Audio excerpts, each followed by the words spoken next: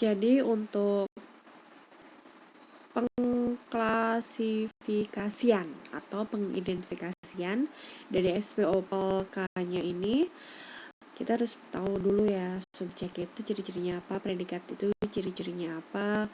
Nggak selalu ya yang namanya subjek itu pasti orang atau pasti dia benda mati, itu nggak selalu. Bisa aja sebuah kata yang mendapat imbuhan ke-an atau pe-an itu bisa menjadi sebuah subjek, atau bahkan kata kerja juga itu bisa jadi subjek. Nah, ini kebetulan contohnya masih bisa dipahami. Pokoknya yang namanya orang itu namanya Radeska dan Rakana di sini itu adalah subjek ya. Terus kalau yang predikatnya itu kan belajar sama kata kaji ulang. Jelas ini menunjukkan aktivitas, kegiatan atau perbuatan. Dan yang di pikiran kita semua saat kita memahami predikat itu pasti kayak, oh predikat itu yang menunjukkan kegiatan. Oh yaudah itu berarti ya kan belajar sama kaji ulang itu menunjukkan kegiatan ya. Tapi sebenarnya predikat tidak selalu kata kerja, ada banyak. Nanti next time kita akan bahas review lagi materi gimana sih mengenal predikat lebih lanjut ya. Oke, untuk di sini ada pelengkap. Pelengkap ini panjang banget materi yang diajarkan Pak dosen ya. Ini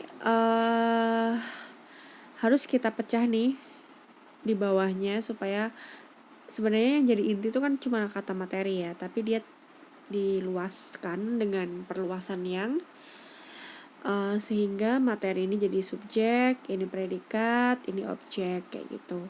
Kenapa ini objek? Karena gini, sederhananya adalah pelengkap ini kita ibaratkan seperti sebuah kalimat tanpa menghadirkan ada kata yang. Makanya di sini saya coret ya kata yangnya ini supaya kita bisa memahami penulisan di bawah pelengkap itu ada unsur apa gitu, ada pola apa sih ya, ada subjek, ada predikat, ada objek. Nah di subjek, predikat, dan objek ini akhirnya kita bisa tahu oh ternyata ini adalah bentuk dari perwujudan perluasan ya. Sebenarnya intinya itu cuma materi gitu, tapi dia diperluas lagi sampai ke belakang ke Pak dosen. Terus digabung sama kalimat berikutnya yaitu Rakana kaji ulang materi sejarah.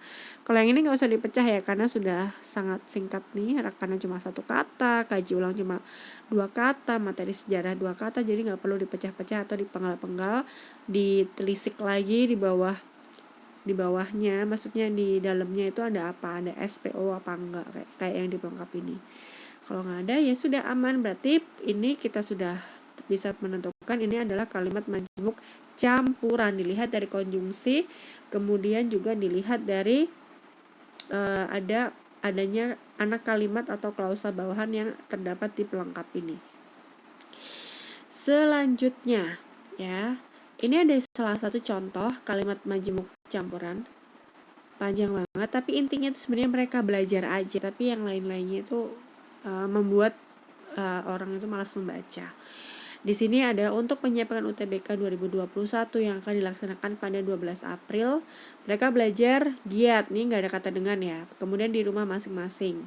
Terus koma walau keadaan pandemi belum berakhir. Sebenarnya ya untuk melihat ini tuh simply kita melihat S sama P-nya, yang lainnya itu keterangan.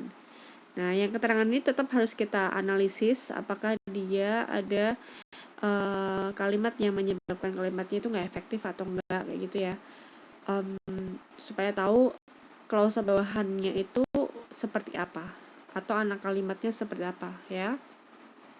Ini materinya cukup berat untuk kalian yang dulu belajar waktu masih SMP gitu ya. Klausa itu kan masih belum ada istilah klausa atasan, klausa bawahan. Yang pasti didengar itu adalah anak kalimat, induk kalimat ya. Kenapa bisa kayak gitu? Induk kalimat itu adalah unsur yang dia bisa menjadi kalimat bebas ya, tanpa ada istilah-istilah menggantung atau saat membaca itu masih belum lengkap gitu. Tapi kalau anak kalimat itu tadi secara logika kalau dilihat polanya ini ada di bawah ya, anaknya pelengkap ini ada SPO gitu loh ya. Kalau yang induk kalimat dia posisinya karena di atas maka disebut induk gitu. Semoga bisa dipahami seperti itu sederhananya. Terus kita balik lagi di sini untuk menyiapkan UTBK 2021 yang akan dilaksanakan pada 12 April. Nah, pahami dulu ya, keterangan itu tuh sifatnya, ciri-cirinya seperti apa dulu. Dia bisa dipindah-pindahkan letaknya. Terus konjungsi atau preposisi itu penting banget. Nah, untuk kalian yang nanti masih lupa-lupa ingat materi konjungsi preposisi ini, saya sudah bikin tulisannya sendiri. Preposisi konjungsi itu sebenarnya satu keluarga, dia masuk ke dalam bab kata tugas. Terus ada kata bantu, kata tunjuk, perluasan, partikel, ini tuh satu paket sebagai kata tugas. Kalau kalian masukin di KBBI 5 di aplikasi ya yang bisa di-download gratis di Play Store. Mohon maaf nih yang HP-nya iPhone nggak bisa mendownload karena ini hanya dikhususkan untuk yang Android aja. Itu biasanya akan muncul huruf P di depan katanya. Misalnya kita mau nyari kata tentang kayak gitu ya misalnya, atau kata ketika atau sewaktu, ya itu kan preposisi ya atau konjungsi. Nah di situ di depannya ada huruf P, maka nanti akan kita klik huruf P-nya itu artinya adalah partikel. Nah itu sebenarnya satu kesatuan di sini sebagai kata tugas. Preposisi konjungsi itu menunjukkan kata depan atau kata hubung yang dia itu sebenarnya adalah tanda dari keterangan. Makanya di sini untuk soal yang panjang ini keterangannya lumayan panjang banget. Yang panjang cuma ada di kata untuk sampai ke 12 April. Yang kedua, walau keadaan pandemi belum berakhir. Yang selebihnya sih keterangannya pendek-pendek aja, jadi nggak usah dianalisis. Cuma mungkin bagi kalian yang bertanya-tanya ini kok bisa jadi keterangan ya, ingat-ingat ya, keterangan itu konjungsinya bisa implisit, tersembunyi, bisa juga eksplisit, nampak ya. Ini eksplisit yang ada tulisnya untuk, walau ini juga eksplisit, ini juga eksplisit. Yang ini nih implisit. Kenapa? Emang ada juga sifat keterangan yang kayak gitu, dan kita harus mengira-ngira sendiri. Oh, bisa disisipin kata dengan, oh berarti ini keterangan. Nah, kalau masih ragu-ragu coba dipindah-pindah. Dengan giat mereka dengan giat belajar, oh bisa, berarti ini keterangan.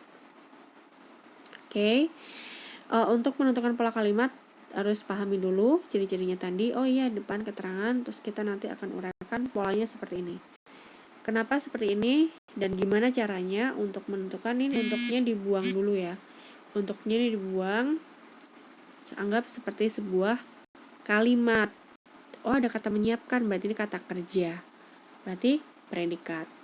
Setelah menyiapkan ada kata UTBK 2021. Udah stop sini dulu aja. Oh, ini berarti objek. Nah, kita tulis objek di sini ya. Tapi karena di sini ada kata yang, berarti masih menjelaskan UTBK 2021 ya. Udah nggak ikut-ikut nih kata untuk sama menyiapkan, ini dianggap hilang. Yang cukup kita lihat ini sampai ke 12 April. Dia seperti sebuah kalimat dengan menghilangkan kata yangnya. UTBK 2021 akan dilaksanakan ya pada 12 April. Maka di sini kita bisa analisis ya. Di bawah objek itu ada unsur S sampai sama K. Dari mana, Mbak? Itu dilihat dari sini. UTBK 2021 ini subjek, predikatnya akan dilaksanakan pada, ini kan konjungsi ya, berarti keterangan ya. Itu bisa juga dilakukan di keterangan yang berikutnya yang lumayan panjang, walau pandemi belum berakhir, walaunya dibuang. Keadaan pandemi ini subjek, belum berakhir ini predikat. Jadi memang harus telaten, harus sabar, dan mau untuk menganalisis kritis gitu.